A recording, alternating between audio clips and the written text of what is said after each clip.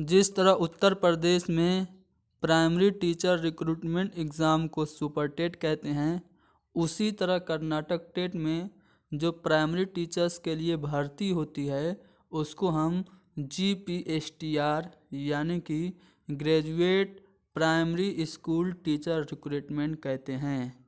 इसका सन 2019 का पेपर मुझे मौसूल हुआ है।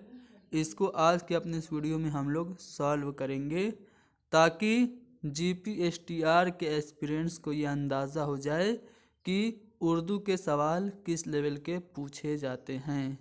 अगर आप GPSTR की तैयारी कर रहे हैं और आपका ताल्लुक़ कर्नाटक से है तो आप हमें, अगर आप लोगों के पास उर्दू का पेपर हो तो हमें भेजिए हैदरी अली, हमारे ईमेल पे हैदरी अली 165@gmail.com पे आप हमें भेज दीजिए ताकि हम उस क्वेश्चन पेपर को सॉल्व करें और आपको इम्तिहान में इससे फ़ायदा हो। इस ईमेल पे आप चाहें तो हमें उर्दू का पेपर भेज सकते हैं, हम उसको सॉल्व करेंगे। तो चलिए सन 2019 में जो उर्दू का डिस्क्रिप्टिव क्वेश्चंस आए थे उनको सॉल्व करने की कोशिश करते हैं। पहला जो सवाल है उसमें ये पूछा जा रहा है कि 4 मिसरों वाली जो नज़्म होती है उसको क्या कहते हैं। तो 4 मिसरों वाली नज़्म को हम रुबाई कहते हैं। रुबा के मतलब होता है 4 के, और रुबा पूछा जाता है किस ज़बान का लफ्ज़ है, तो अरबी ज़बान का लफ्ज़ है। यानी जिस नज़्म में 4 मिसरे हों उस नज़्म को रुबाई कहते हैं। अगला सवाल है कि वो छोटा सा नाम जो शायर अपने कलाम के आखिर में इस्तेमाल करता है उसे क्या कहते हैं। तो उसको तखल्लुस कहते हैं। जैसे मीर इन नीम बाज आँखों में सारी मस्ती शराब की सी है, तो इस शेर में जो मीर है वो तखल्लुस है। काबा किस मुँह से जाओगे गालिब, शर्म फिर भी तुमको नहीं आती, तो यहाँ पे जो गालिब है वो क्या है, तखल्लुस है। यानी कि वह कलमी नाम जो शायर अपने कलाम के आखिरी शेर में इस्तेमाल करता है उसको तखल्लुस कहा जाता है। आगे अगले सवाल में पूछा जा रहा है कि इसमें ख़ास किसे कहते हैं। तो इसमें ख़ास को हम इसमें मारफा भी कहते हैं, ठीक है। अंग्रेज़ी में इसे कहते हैं प्रॉपर नाउन। यानी कि वह इस्म जो किसी मखसूस शख्स, जगह या चीज़ का नाम हो उसे हम इसमें मारफा कहते हैं। या फिर आप इस तरह से इसकी डिफिनेशन दे सकते हैं कि ऐसा इस्म जो किसी ख़ास शख्स, जगह या चीज़ के लिए बोला जाए वो कहलाता है इसमें मारफा। इसी का दूसरा नाम इसमें ख़ास भी है। खुलफाए राशिदीन में फ़ारूक किसका लक़ब है, तो हज़रत उमर का लक़ब है फ़ारूक। अगला सवाल ये कि लफ्ज़ एहतिजाज इसकी जमा बताना है आपको। तो लफ्ज़ एहतिजाज की जमा एहतिजाजात हो जाएगा, ठीक है। एहतिजाज यानी कि मूवमेंट, जिसको हिंदी में आंदोलन कहा जाता है। अगला सवाल है, एक शेर है, इसमें कौन सा चनाता ये पूछा जा रहा है कि एक जलवा था कलीम तूरे सीना के लिए, तू तजल्ली है सरापा चश्मे बीना के लिए। इस शेर में कौन सी सनत इस्तेमाल की गई है। तो आपको पता होना चाहिए जब कभी भी किसी शेर में किसी तारीख़ी वाक़या, किसी पुराने किस्सा या फिर किसी नबी वग़ैरह का ज़िक्र हो तो उसमें हमेशा सनत तलमी हुआ करती है। इसमें कलीम यानी कि हज़रत मूसा का ज़िक्र हो रहा है और कोहे तूर का ज़िक्र हो रहा है। यानी हज़रत मूसा अलैहिस्सलाम कोहे तूर पे जाते थे अल्लाह से बातचीत करने, राज़ो न्याज़ करने। तो यहाँ पे हज़रत मूसा अलैहिस्सलाम का ज़िक्र हो रहा है, इसलिए इस शेर में सनत तलमी है। अगला सवाल कि नात का ताल्लुक़ किससे है। तो नात जो होती है उसमें हज़रत मोहम्मद मुस्तफ़ा सल्लल्लाहु अलैहि वसल्लम की तारीफ़ बयान की जाती है। यानी नात का ताल्लुक़ जो है वो हुब्बे रसूल से है। ऑप्शन यहाँ पे दिया हुआ था हुब्बे रसूल या हुब्बे वली, तो हुब्बे रसूल से ताल्लुक़ है नात का। हुब्बे वली जो होती है उसका ताल्लुक़ मनक़बत से होता है, जिसमें किसी वली खुदा की तारीफ़ की जाए उसे मनक़बत कहते हैं, जिसमें खुदा की तारीफ़ की जाए उसे कहते हैं हम्द। अगला सवाल है कि मौलाना आज़ाद के बयानात का मजमुआ किताबी शक्ल में शाये हुआ किस नाम से शाये हुआ था?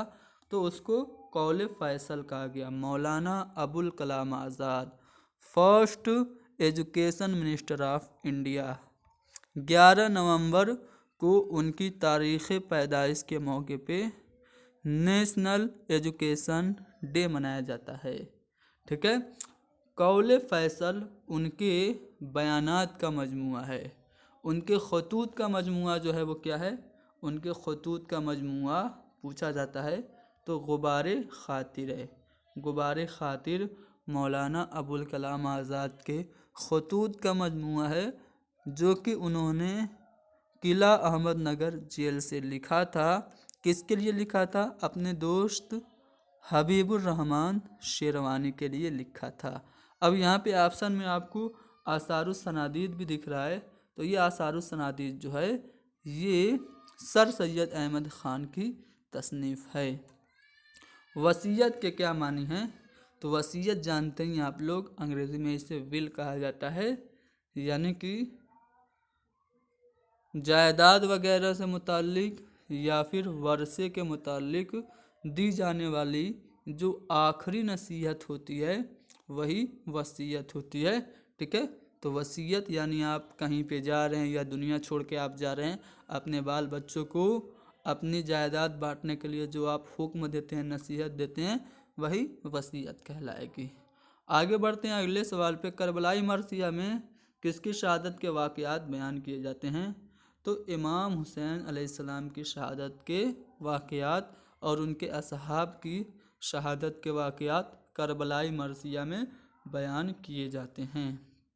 लफ्ज़ रुबाई रुबा से बना है, तो रुबा का मतलब क्या है?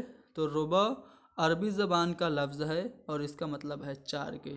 ठीक है। यहाँ पे पूछा गया है रुबा किस ज़बान का लफ्ज़ है? तो अरबी ज़बान का।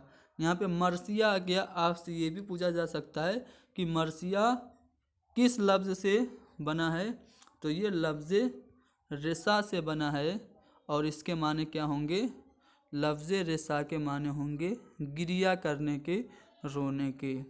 और लफ्ज़ जो रिसा है, अगर आपसे पूछ दे किस ज़बान का लफ्ज़ है, तो ये भी अरबी ज़बान का ही लफ्ज़ है।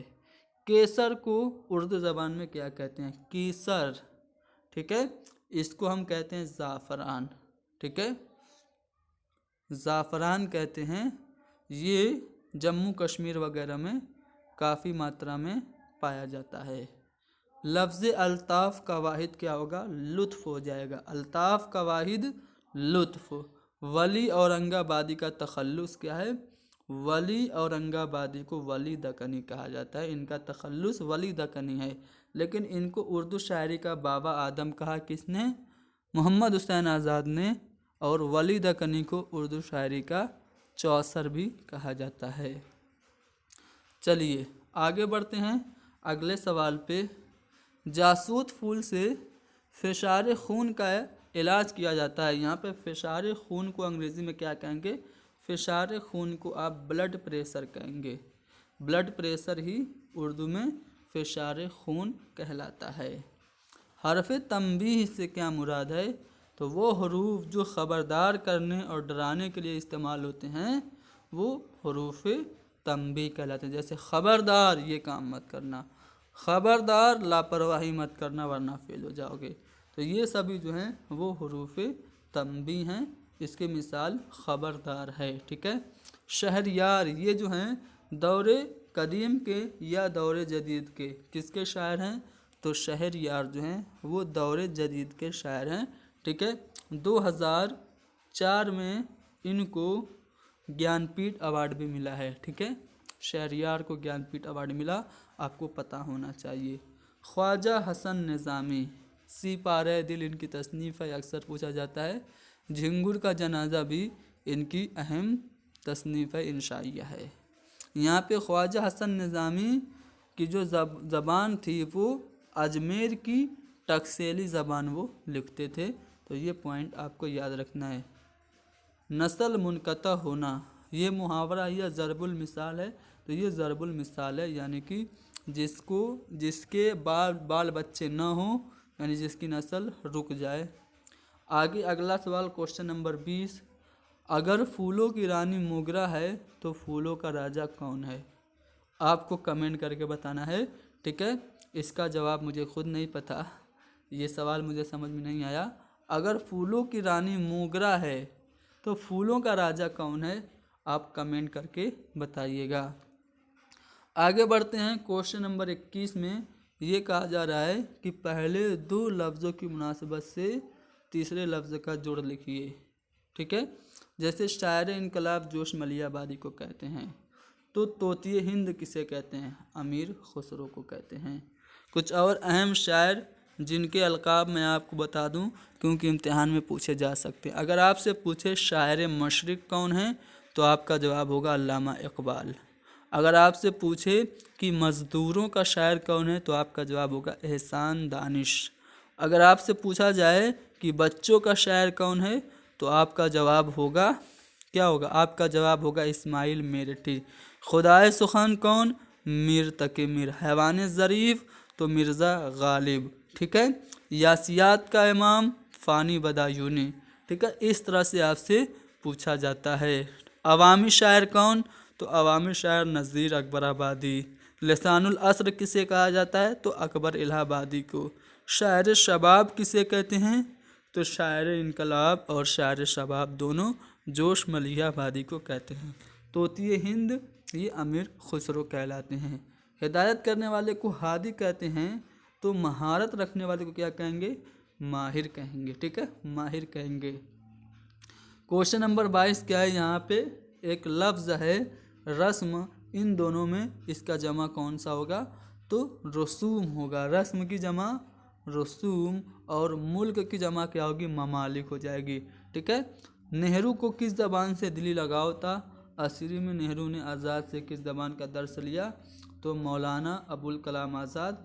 ये उर्दू ज़बान से ताल्लुक़ इनका था, तो जाहिर सी बात है असीरी में जवाहरलाल नेहरू ने मौलाना आज़ाद से उर्दू का ही दर्स लिया रहा होगा। अब यहाँ पे आज़ाद नज़्म से मुताल्लिक़ सवाल है, तो आज़ाद नज़्म क्या होती है आपको पता होना चाहिए। आज़ाद नज़्म के मिसरों में बहर के जो अरकान होते हैं वो घटते बढ़ते हैं, और रदीफ़ और काफ़िया की उसमें पाबंदी नहीं होती है। आज़ाद नज़्म में रदीफ़ और काफ़िया की तो पाबंदी नहीं होती है, लेकिन उसके मिसरों में जो बहर के रुकन हैं वो बदलते रहते हैं। इब्न मरियम हुआ करे कोई, मेरे दुख की दवा करे कोई। यहाँ पे ये गालिब का शेर है। इस शेर में कौन सी सेनत इस्तेमाल की गई है? तो सेनत तलमी है, क्योंकि इसमें इब्न मरियम यानी कि हज़रत ईसा अलैहिस्सलाम का जिक्र हो रहा है। इब्न मरियम से मुराद कौन? हज़रत ईसा अलैहिस्सलाम। खिज़्र क्या जाने मर्ग की लज्जत, इस मज़े से वो आशना ही नहीं। इसमें भी सेनत तलमी है। याद रखिएगा, जब कभी भी किसी नबी का जिक्र आ जाए, इसे पुराने किस्से या तारीख़ी वाक़े का जिक्र आ जाए, उसमें हमेशा सेनत तलमी हुआ करती है। रोशनी का मुतबादिल नूर है, सही बात है। रोशनी का जो हम माना है वो नूर है, तो अंधेरे का हम माना क्या हो जाएगा? तारीकी हो जाएगा।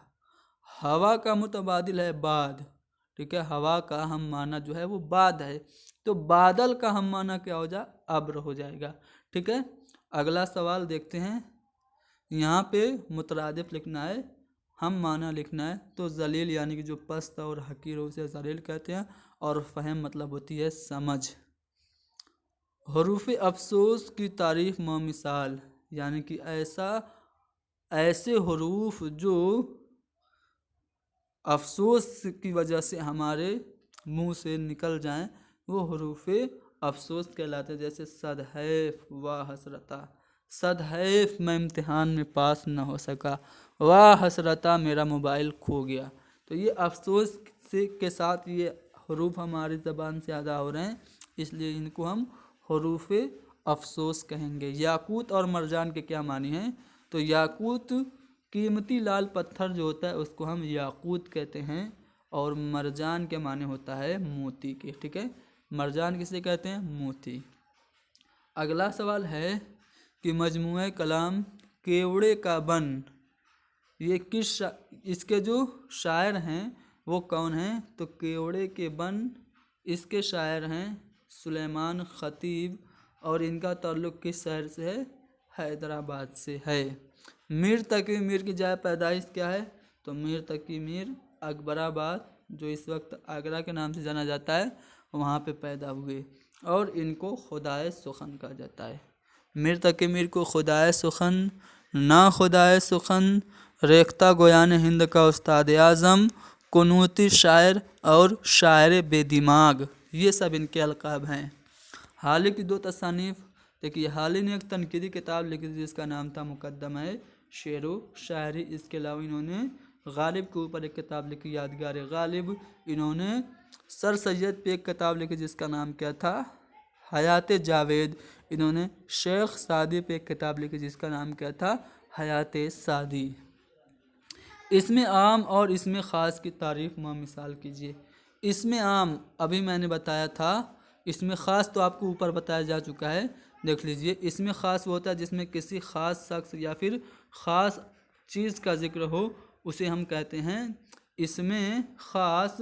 इसमें ख़ास को इसमें मारफा भी कहते हैं, जैसे अली, ये इसमें आम है, किसी एक ख़ास आदमी का नाम है।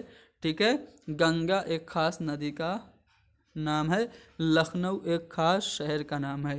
इसी तरह इसमें आम जो होता है जिसको हम कॉमन नाउन कह सकते हैं, जो किसी आम चीज़ का जो नाम हो उसको इसमें आम कहेंगे। जैसे मैं कहूँ टीचर, अब टीचर कोई भी हो सकता है, लड़की भी हो सकती है, लड़का भी हो सकता है। ठीक है, मैं कहूँ बॉय, तो अब कोई भी लड़का हो सकता है, चाहे मेरे पास जो पढ़ता वो या मेरे पास न पढ़ता वो, कोई भी लड़का हो सकता है। ठीक है, तो इस तरह से इसमें आम और इसमें ख़ास आपने जान लिया। ठीक है, आसान सा है, इस पे ज़्यादा हम एक्सप्लेनेशन नहीं देंगे। चलिए आगे बढ़ते हैं। यहाँ पे एक शेर है, इसको पहले पढ़ते हैं। मीर के दीन व मज़हब को अब क्या पूछते हो उसने तो, मीर के दीन व मज़हब को अब क्या पूछते हो उसने तो, कशका खींचा दैर में बैठा कब का तर्क इस्लाम किया। तो यहाँ पे जो कशका है इसका मानी पूछा जा रहा है, तो कशका का माना तिलक होता है, जो हिंदू दोस्त अपने माथे पे लगाते हैं, अपनी पेशानी पे लगाते हैं, उसको तिलक कहते हैं। और जहाँ पे गैर मुवहिद लोग जो एक खुदा को नहीं मानते, वहाँ पे जहाँ पे वो इबादत करते हैं उसको दैर कहा जाता है। आप कह सकते हैं आसान ज़बान में अपनी तरफ जो मशहूर है वो मंदिर। ठीक है, कशका यानी तिलक और दैर यानी कि मंदिर। लफ्ज़ आमुल फ़ील में आम और फ़ील के क्या मानी है? तो आम का माना होता है महीना के, और फ़ील के मतलब होता है हाथी के। ठीक है, अगर आप तारीख़ इस्लाम पढ़ेंगे तो एक वक्त आया जब एक अबरहा नामी बादशाह खाने काबा को ढाने के लिए आया, और वो हाथियों का लश्कर लेके आया। जब वो खाने काबा के करीब पहुंचा तो अल्लाह के हुक्म से तैरन अबाबील, जो अबाबील चिड़ियाँ होती हैं, उन्होंने अपने अपने चोंच में कंकड़ उठा के उन हाथियों के सिरों पे गिरा दिया, और वो चबाए हुए भूसे की तरह वो निस्तो नाबूद हो गए। तो इसी इंसिडेंट की वजह से उस साल को आमुल फ़ील यानी कि हाथियों का साल कहा गया। तो आम मतलब होता है, सॉरी साल, ये महीना नहीं बल्कि साल होगा। ठीक है, ये साल होगा। ठीक है, साल होगा। और फ़ील मतलब हाथी होगा। ठीक है, यानी हाथियों का साल।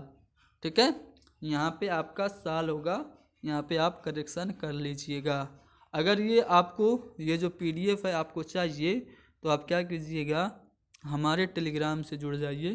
टेलीग्राम चैनल की लिंक आपको डिस्क्रिप्शन में मिलेगी, या फिर आप टेलीग्राम पे हैदरी स्टडी पॉइंट सर्च कर सकते हैं, हैदरी स्टडी पॉइंट। ठीक है, आ रही है बात समझ में? चलिए यहाँ पे एक पैसेज है, पैसेज से रिलेटेड कुछ सवाल हैं जिनका जवाब हमें देना है। मैं पूरा पैसेज नहीं पढ़ूंगा, वक्त ज़्यादा लगेगा, सीधे सवालों पे आता हूँ। पहला सवाल कि अमीर और खुशहाल लोग कौन हैं, तो जिसके पास कनात हो पैसेज के मुताबिक वो अमीर और खुशहाल हैं। ठीक है। अगला सवाल है कि भरपूर कोशिश किस चीज़ के लिए करनी चाहिए, तो यहाँ पे हलाल और पाकीज़ा रोटी। हलाल यहाँ पे आपको बड़े ह से होगा, ठीक है, बड़े हे से हलाल होगा, इसको भी आप सही कर लीजिएगा। तो हलाल और पाकीज़ा रोज़ी हासिल करने के लिए भरपूर कोशिश करनी चाहिए। अगला सवाल कि किन चीज़ों ने हर शख्स के लिए एक लंबी फहरिस्त पेश कर दी है, तो पैसेज के मुताबिक फजूल खर्चियों और ज़िंदगी के नए नए तकल्लुफ़ात ने हर शख्स के सामने एक लंबी फहरिस्त पेश कर दी है। खुशी कब खाक में मिल जाती है, तो इसका जवाब आप यहाँ पे देख सकते हैं। यहाँ पे आपका ये जो कोष्ठक में पूरा सेंटेंस है इसको पढ़िए, जवाब मिलेगा।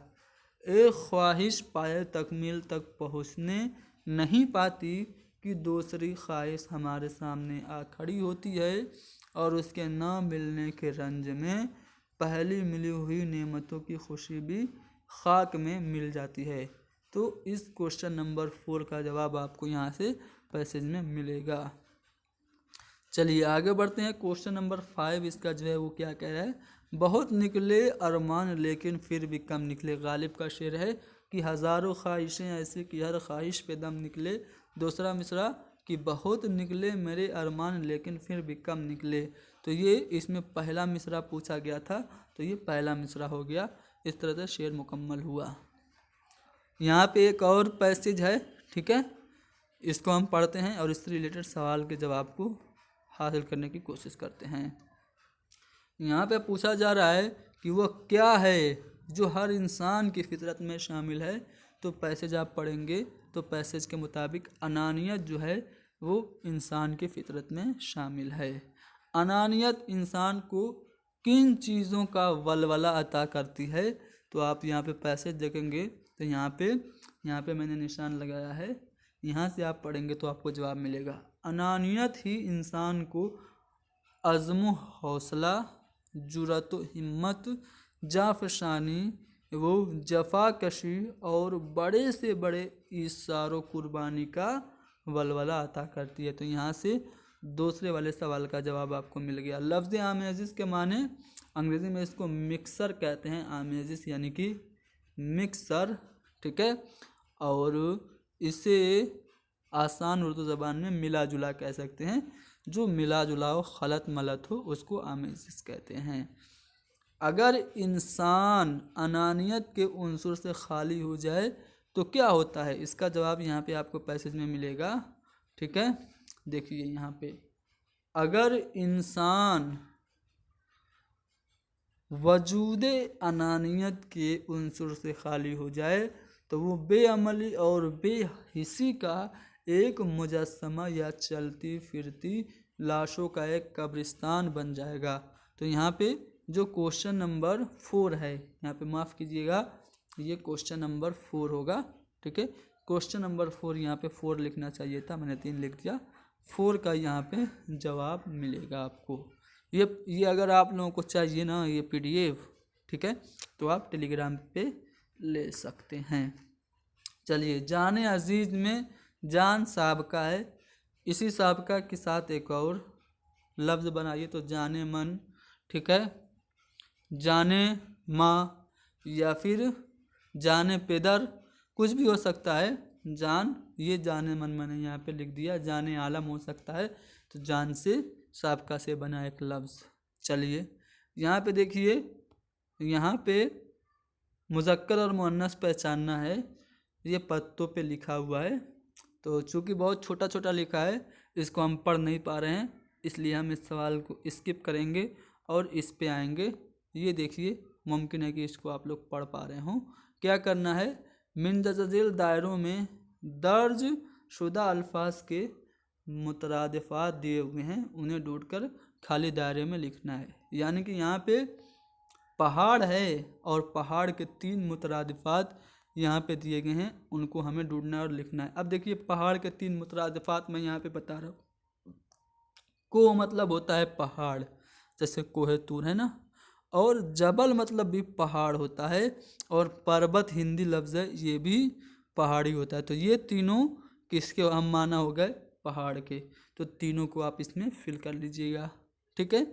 उसके बाद पेड़ है, तो पेड़ का दो ही खाना यहाँ पे है, यानी कि पेड़ के लिए दो ही लफ्ज़ यहाँ पे हैं।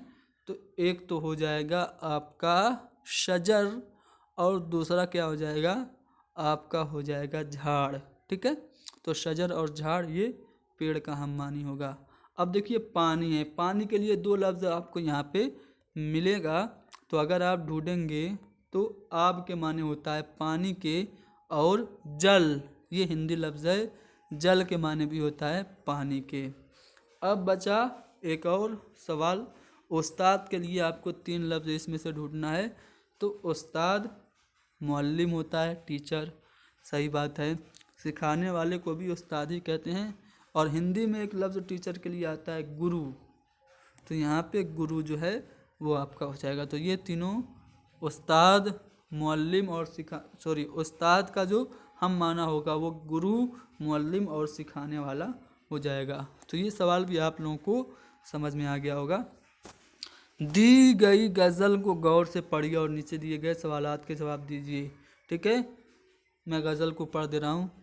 ये इश्क ने देखा है, ये अक्ल से पिन्हा है, कतरे में समुंदर है, ज़र्रे में बयाबा है, 100 बार तेरा दामन हाथों में मेरे आया, जब आँख खुली देखा अपना ही गरेबा है। बच हुस्न तय्युन से ज़ाहिर हो कि बातिन हो, ये कैद नज़र की है, वो फ़िक्र का जिंदा है।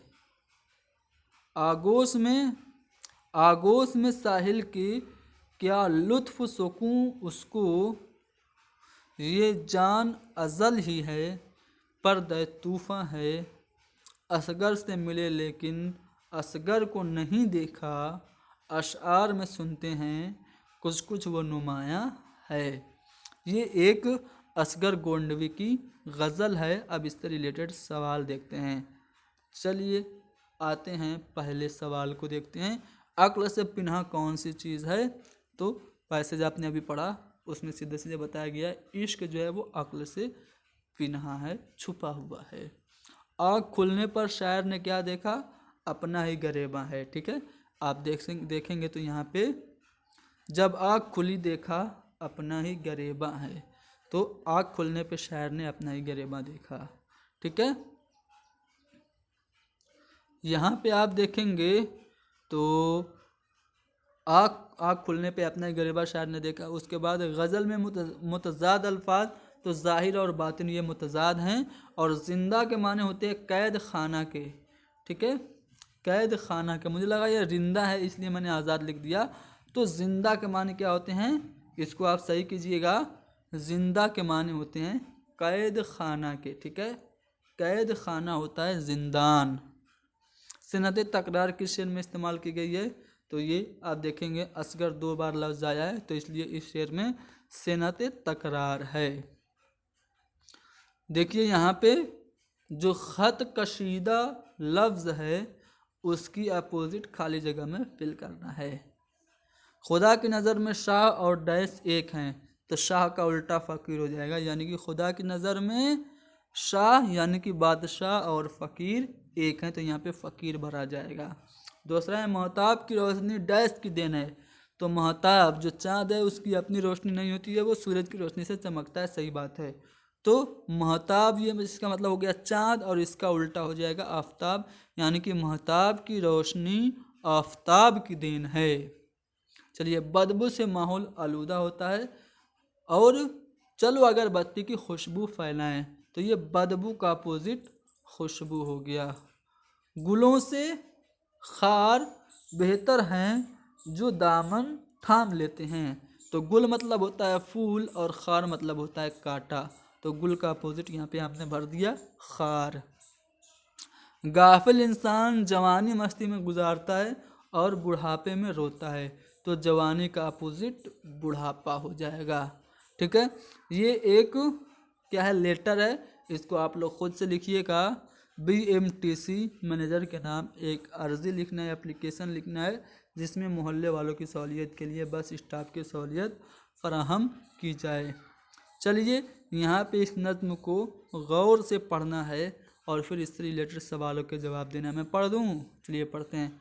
जब बंध चुकी सफ़े तो अलम खुल गए तमाम, अलम यानी कि झंडा, ठीक है। जब बद गई सफ़े तो अलम खुल गए तमाम, गुल पड़ गया कि जंग को निकले शह इमाम, हल्के में अहले बैत के रोते थे या इमाम, लिपटी हुई थी कदमों से बानू ये नेक नाम, बिखराए सर के बाल हरम साथ साथ थे,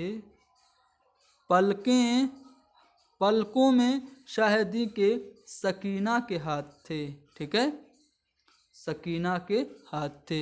ज़ैनब के इस्तराब पे शहरों है जार जार, फरमाया ए बहन तेरी उल्फत की मैं निसार, याद आ गया हुसैन को उस वक्त का प्यार, लेकिन मैं क्या करूँ नहीं कुछ मेरा अख्तियार, वल्लाह अपने कौल का हरदम ख्याल है, बहना हुसैन मुखबिर सादिक का लाल है। यहाँ पे अगर आप देखेंगे तो ये एक मरसिया है जिसमें इमाम हुसैन अलैहिस्सलाम के बारे में जिक्र हो रहा है। अब इससे रिलेटेड कुछ सवाल है। ये नज़्म किस हैयत में लिखी गई है? तो ये मुसद्दस में लिखी गई है, जिसमें 6 मिसरे हों उसको मुसद्दस कहते हैं। जैसे आप देखेंगे तो यहाँ पे 4 और ये 2, ठीक है, तो ये मिलकर एक बंद हुआ और इसमें 6 मिसरे हैं, तो उसको क्या कहेंगे? मुसद्दस कहेंगे। जब तमाम अलम खोले गए तब क्या हुआ? तो जब सफ़ें बध गईं तब तमाम अलम खोले गए। इमाम हुसैन अलैहिस्सलाम के पाँव से कौन लिपटी हुई थी? तो आप देखेंगे तो यहाँ पे सीधे सीधे लिखा हुआ है कि लिपटी हुई थी कदमों से बानू व नेक नाम, तो हज़रत बानो अलैहिस्सलाम क्या की थी? लिपटी हुई थी, ठीक है। ज़ैनब का इस्तराब देखकर इमाम हुसैन अलैहिस्सलाम को किसका प्यार याद आ गया? तो इमाम अली अलैहिस्सलाम का, ठीक है। बचपने में इमाम अलैहिस्सलाम जो हज़रत ज़ैनब को प्यार करते थे वो इमाम हुसैन अलैहिस्सलाम को याद आ गया। मुखबिर सादिक से मुराद कौन? सादिक यानी कि रसूल खुदा मोहम्मद मुस्तफ़ा सल्लल्लाहु अलैहि वसल्लम, वो सादिक कहलाते। और उनके साथ साथ उनकी हर खबर कौन रखते थे? इमाम अली अलैहिस्सलाम उनके साथ साथ पले बढ़े, ठीक है, उनकी हमेशा नुसरत की। तो मुखबिर सादिक से मुराद इमाम अली अलैहिस्सलाम हो गए यहाँ पे, ठीक है। यहाँ पे मारूफ हस्तियाँ हैं, ठीक है, उनके नाम आपको बताना है। इनको तो आप पहचानते ही हैं, शायर मशरिक़ अल्लामा इकबाल, ये हैं अल्ताफ़ हुसैन हाली, ये हैं परवीन शाकिर, ये हैं प्रेमचंद, मुंशी प्रेमचंद धनपत राय इनका असली नाम था। और ये कौन है? मौलाना आज़ाद है कि सर सैयद हैं? मैं नहीं पहचान पा रहा हूँ, आप लोग कमेंट में लिख दीजिएगा ये कौन है, ठीक है। चलिए आगे बढ़ते हैं। यहाँ पे अंग्रेजी के कुछ हिंदी के उर्दू के कुछ सेंटेंस हैं जिनको अंग्रेजी में ट्रांसलेट करना है। डॉक्टर अब्दुल कलाम को बाबाए मिसाइल कहते हैं, तो doctor Abdul Kalam was father of missile, ठीक है, वाज फादर ऑफ मिसाइल, ये 2 बार हो गया, टाइपिंग एरर। अपने जूतों के तस्मा बांध लो, तो यहाँ पे tie laces of your shoes कह सकते हैं, या फिर इसके लिए एक और सेंटेंस यूज होता है फास्टन योर शूज़, ठीक है। जूते का तस्मा बांधने के लिए एक और सेंटेंस यूज होता है फास्टन योर शूज़, लेकिन यहाँ पे मैंने लफ्ज़ के मुताबिक तर्जुमा किया है tie laces of your shoes. Tipu Sultan की तलवार यानी कि स्वॉर्ड ऑफ टीपू सुल्तान, या फिर टीपू सुल्तान स्वॉर्ड, अपॉस्ट्रॉफी ये लगा के आप स्वॉर्ड भी लिख सकते हैं, ठीक है, दोनों सही है। कर्नाटक एक्सप्रेस थोड़ी देर में आएगी, तो Karnataka express will arrive in a little time. कौमी तराना रविन्द्रनाथ टैगोर ने लिखा, तो Rabindranath Tagore wrote national anthem, ठीक है। जनगण मन अधिनायक जय है किसने लिखा था? रविन्द्रनाथ टैगोर ने लिखा था। ठीक है। तो ये सवाल जो कि ग्रेजुएट प्राइमरी स्कूल टीचर सन 2019 उर्दू में पूछे गए थे, आपके सामने हमने हल किया। ठीक है, अगर आप लोगों के पास भी पेपर हो तो आप हमें इस ईमेल पे भेज दीजिएगा, हैदरी अली 165@gmail.com पे। ठीक है, आप भेज देंगे तो हम उसको भी सॉल्व करा देंगे। ठीक है, विशेष स्पेशली आप लोगों के लिए ये पेपर मैंने सॉल्व किया है। मैं जानता हूँ इसके व्यूअर ज़्यादा नहीं होंगे, जितने भी लोगों ने देखा है उनकी रिस्पॉन्सिबिलिटी है कि इसको शेयर कीजिए। ठीक है, थैंक यू वेरी मच।